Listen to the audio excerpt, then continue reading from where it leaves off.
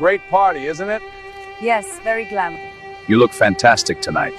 Thank you. So لو سمعت اسم جزيرة جيفري إبستين، يمكن أول حاجة تخطر على بالك الفخامة والشواطئ، لكن الحقيقة أبعد ما تكون رومانسية. الجزيرة دي اشتهرت عالمياً بسبب أحداث مثيرة للجدل مرتبطة بالمال والنفوذ. الجزيرة رسمياً اسمها ليتل سينت جيمس، لكنها أصبحت معروفة باسم إبستين آيلاند. إبستين امتلك جزيرتين، ليتل سينت جيمس وجريت سينت جيمس.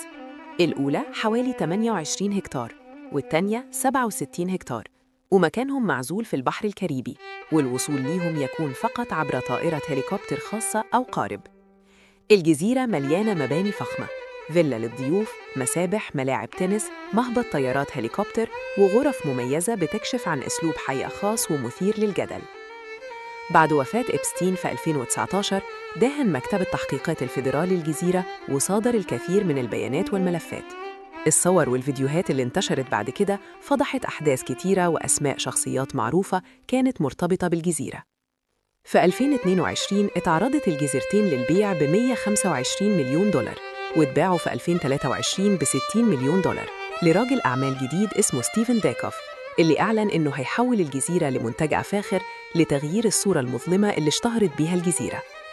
جزيرة إبستين مش بس مكان فخم وسط البحر الكاريبي، دي كانت مسرحاً لأحداث معقدة، ومن وراها قصص أثارت اهتمام العالم، ولسه العالم بيتابع كشف أسرار الجزيرة المثيرة. لو عايزين تعرفوا أكتر عن قصة الجزيرة، ابقوا متابعينا على القناة.